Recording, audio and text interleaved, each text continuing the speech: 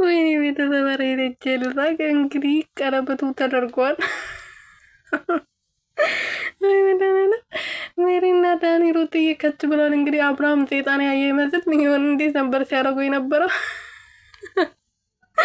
ወይ መዳረመኔ በሳቅቦት ነው ጌታ እና ማለት ነው። ቀለበት ተደርጎላታል። እንግዲህ በመጨረሻ ደግሞ ፕሮግራሙ ማለት ነው ዝግጅቱ ለሩትዬ የተደረገበት ቦታ ቁርጥ ራሱን ነው የሚመስለው ማለት ነው። ለማንኛውም አብርሃም ይመች፣ የምሬን ነው ማለት ነው።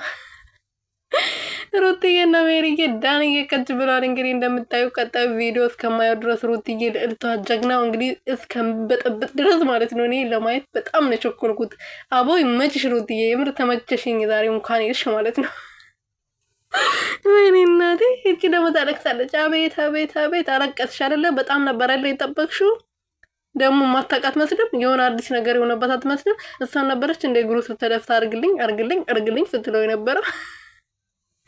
እኔ ግን ጌታ በጣም ነው የተመቸኝ። ሰላም ሰላም ቤተሰብ እንዴት ናችሁ? እኔ ያለው ፈጣሪ ተመሰገነው። በያላችሁበት ሰላማችሁ ብዝት ትርፍርፍ ይበልልኝ የኔ ውድና ወርቅ እንቁ የሆናችሁ ቤተሰቦች። እንግዲህ ሩትዬ ንግስቷ ልዕልቷ ፕሮግራሙ ላይ ታገኝታለች እንደምታዩት ማለት ነው። ምክንያቱም ቀኑ ሙሉ የተፖሰተ ፎቶ ግርግሩ በጣም ነበረ። አብርሃም ግን አያችሁት አቋቋሙ ምን ያስደነግጣል? ምንም የሚያስደነግጥ ነገር እኮ የለም። ምክንያቱም ሚዲያ ላይ አይደል እንደ እያረክ ያለው። ምን ያስደነገጠ? ክሷ ስለመጣች ሴጣን አየክ ይመስል ምን እንደዚህ ያደርጋል?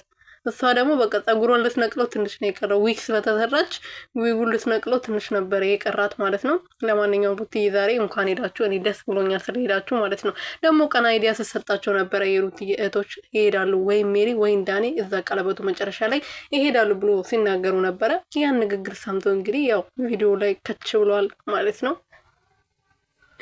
ኧረ እኔ ተመቸኝ የምር። እኔ በቃ መሳቅ ብቻ ነው ዛሬ ስራዬ።